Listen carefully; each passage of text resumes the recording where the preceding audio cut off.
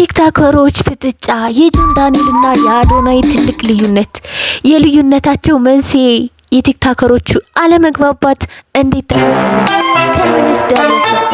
አለመግባባታቸው መንስኤው ምንድነው? ሰላም እንዴት ናችሁ? የቻናሌ ቤተሰቦች ዛሬ በቲክቶክ መንደር ትልቅ መነጋገሪያ ስለሆነውና የብዙዎችን ለሁለት ስለከፈለው ጉዳይ ልንወያይ መጥተናል። በአንድ በኩል ሰዎችን በመርዳት በበጎ አድራጎትና በሰብአዊነት ስራዎች ላይ ያተኮረ ይዘት ፈጣሪ አለ። በሌላ በኩል ደግሞ በቀጥታ ስርጭት ወይም ደግሞ ላይቭ ስትሪም በመግባት በጨዋና በስጦታ ጊፍትን ዓለምን እያዝናነ ያለ ነገር አለ። ግን ደግሞ ጥያቄው እዚህ ጋር ነው። ቲክቶክ ለመርዳት ነው ወይስ ለመዝናናት? ለምንድነው በእነዚህ ሁለት ስራዎች መካከል ትልቅ አለመግባባት የፈጠረው? የትኛው ይዘት ለህብረተሰቡ ይጠቅማል? ዛሬ ሁለቱንም ወገኖች ስራ ያለመግባባታቸው መንስኤና እናንተ ተመልካቾች ደግሞ በጉዳዩ ላይ ያላችሁን አስተያየት እንድትጽፉልን መተናል። እንግዲህ ወደዚህ ቻናል የመጣችሁ ሁሌም አዳዲስ ነገሮች እንዳመልጣችሁ ቻናሉን ሰብስክራይብ በማድረግ ቤተሰብ እንድትሆኑ እንጋብዛችኋለን። እንግዲህ በጣም ደስ የሚሉ ናቸው። በእውነት በጣም ደስ የሚሉ ቲክቶከሮች ናቸው። እኔ በጣም ነው የምወዳቸው። ምክንያቱም ጆን ዳንኤልና አዶናይ ብዙዎቻችን ከነሱ ተነስተው ነው እንግዲህ ሁሉም ቲክቶከር ሆኖ ህይወቱን የቀየረውና በጣም በብዙ ነገሮችን በማስተማር በብዙ ነገር እየሰሩ የሚገኙና ሰዎችን በመርዳት የሚገኙ ናቸው። ሁለታቸውም በጣም ለህዝቡ በጣም ጠቃሚ ናቸው። እንግዲህ ግን ደግሞ በመሀል ላይ የታዋቂ ቲክቶከሮች አለመግባባት እንዴት ተፈጠረ? ከምን ደረሰ? ያለመግባባታቸው መንስኤስ ምንድነው የሚለውን ነገር ወደፊትስ ምንድነው የሚያደርጉት የሚለውን ነገር እንግዲህ አብረን እናያለን ማለት ነው። ቤተሰቦቼ እንግዲህ እንደተለመደው ቻናሉን ሰብስክራይብ ማድረግ አይርሱ፣ ምክንያቱም አዳዲስ ነገሮች እንዳመልጣችሁ። እርግጥ ነው በደንብ ተቀራርበው አውቁ ጆን ዳንኤልና አዶናይ ሁለቱም ቲክቶከር ቢሆኑም የተለያዩ ፊልድ ላይ ነው ያሉት። አዶናይ የበጎ አድራጎትን ስራዎች ላይ ሲሰራ ወይም ደግሞ ኮንተንቱ በበጎ አድራጎት ስራዎች ላይ ነው እንግዲህ አብዛኞቻችን የምናውቀው ማለት ነው። ጆን ዳንኤል ደግሞ ላይቭ ስትሪሚንግ ላይ ነው ያሉት ማለት ነው። ስለዚህ ምንም የሚያገናኛቸው ነገር አልነበረም ማለት ይቻላል። በዚህ ሁኔታ ባለመደራረስ ላይ ታዲያ አይሾው ስፒድ ወደ አፍሪካ በመጣ ሰዓት ወይም ደግሞ ኢትዮጵያ ሲመጣ በአንድ አጋጣሚ ተገናኙ። ግን ደግሞ የስፖርተኛው ቶማስ መድረክ ላይ እዛ የነበሩ ሰዎች እነዚህን ቲክቶከሮች ለማቀራረብ በጣም ሞክረው ነበር። ሰላም እንዲባባሉ ገፋፏቸውና ሰላምታ ከተለዋወጡ በኋላ በመሃላቸው ግን አዶናይ ለጆን ዳንኤል ቀዝቀዝ ያለ ሰላምታ እንደሰጠው እንግዲህ አይተናል። በብዙ ሚዲያም ሲነጋገር ነበር። ምክንያቱ ደግሞ ምናልባት የአዶናይ ፍቅረኛ ጃኒ ከጆን ዳንኤል ጋር ግጭት ስላላቸው አዶናይ ጆን ዳንኤልን ስለሆኑ በአሁኑ ሰዓት እንግዲህ ምናልባት የአዶናይ ፍቅረኛ ጃኒ ከጆን ዳንኤል ጋር ግጭት ስላላቸው አዶናይ የጃኒን ከማግበር አንጻር ይመስለኛል። ምክንያቱም ካሁን በፊትም እንግዲህ ዳኒ ከጆን ዳንኤል ጋር እንግዲህ ፍቅረኛ እንደነበሩ ሁላችንም እናውቃለን። በጣም ደስ በሚል ነገር ነው እንግዲህ ፍቅራቸው የነበረው ማለት ነው። ግን ደግሞ አዶናይ ጃኒን ከማክበር አንጻር ይመስለኛል እንግዲህ በወቅቱ ለጆን ዳንኤል ቀዝቀዝ ያለ ሰላምታ የሰጠው ማለት ነው። ቤተሰቦቼ ታዲያ ጆን በዚህ ምክንያት ቂም ይዟል ወይ ስንል ደግሞ ጆን ዳንኤል የዛለት አይሾው ስፒድ ጋር ፎቶ ለመነሳት ሲል ጋርዶቹ አስቀንጥረው አስወጡት የሚባል ወሬም እንግዲህ በአንዳንድ ሚዲያዎች ሰምተናል ማለት ነው። እንግዲህ ከዛ አስነስቶ ጆን ዳንኤል በዛ ምክንያት ቂም ይዟል አልያዘ የሚባለው ነገር እንግዲህ በሁሉ ዘንድ መነጋገሪያ ይሆናል።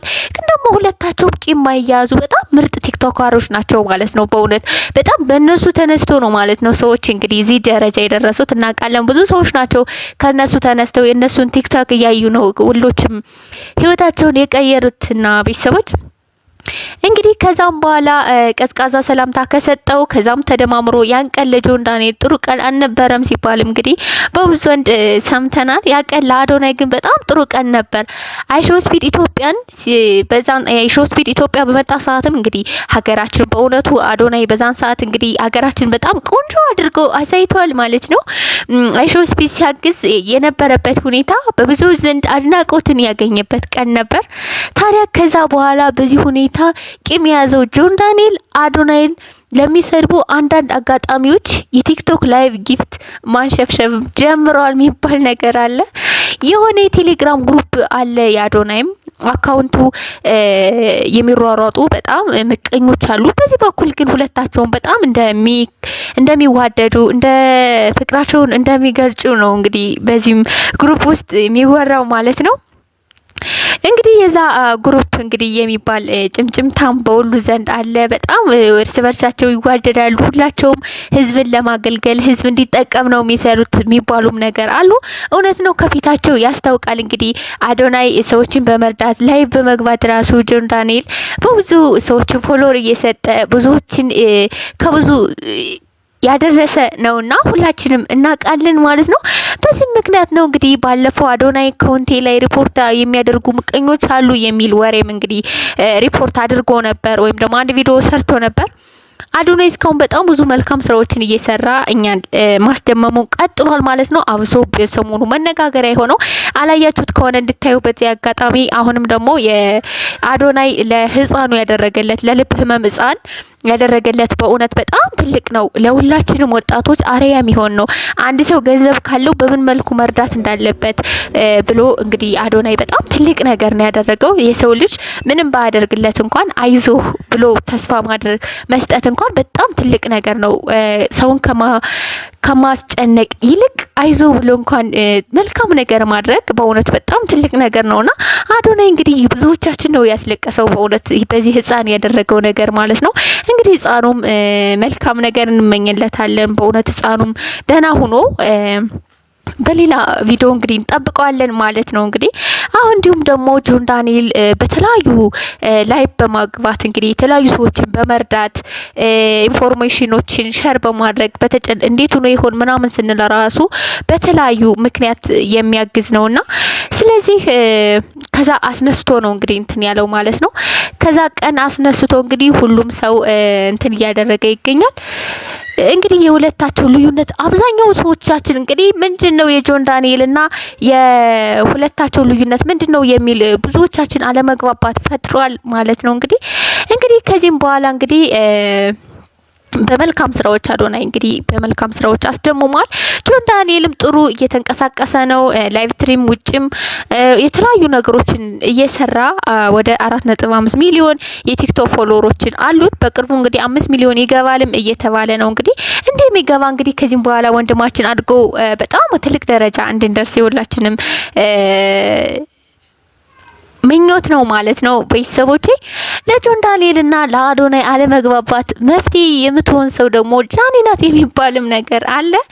ጃኒ ከቀድሞ ፍቅረኛዋ ጆን ዳንኤል ጋር ጸብ አላት የሚባል ነገርም አለ። እንግዲህ አዶናይም በተመሳሳይ ለጆን ዳንኤልም ጥሩ አመለካከት የለውም ይባላል። ግን ደግሞ እንደዛ አይመስሉም ስናያቸው። እንግዲህ እውነቱ በጣም በበጎ አድራጎት ሁለታቸውም የሚያገለግሉ ናቸው እና እንግዲህ አዶናይ በበጎ አድራጎት ጆን ዳንኤል ደግሞ በላይቭ ስትሪሚንግ ዘርፍ እየሰሩ ይገኛሉ አሁንም ማለት ነውና እንግዲህ እንደዚህ በመሆናቸው ልዩነታቸው በንግግር ተፈቷል ይባልም በኢትዮጵያ ቲክቶክ ኮሚኒቲ አርአያ ይሆናሉ ብዬ አስባለሁ። በእውነት እንግዲህ እነዚህ ጆን ዳንኤል እና አዶናይ እንግዲህ ልዩነት በሁለታቸው ኮንተንት ልዩነት ቢኖርም ራሱ ለወደፊቱ ግን በጣም በልዩነት ውስጥ እገዛ እንዳለና የአዶናይ ልዩነት ሰው መርዳት ነው፣ የዛም ሰው መርዳት ነው። ተመሳሳይ ነገር አላቸው፣ ግን ደግሞ የሚረዱበት ኮንተንት የተለያየ ነውና እንግዲህ ሁለታቸውም በእውነት እኔ በራሴ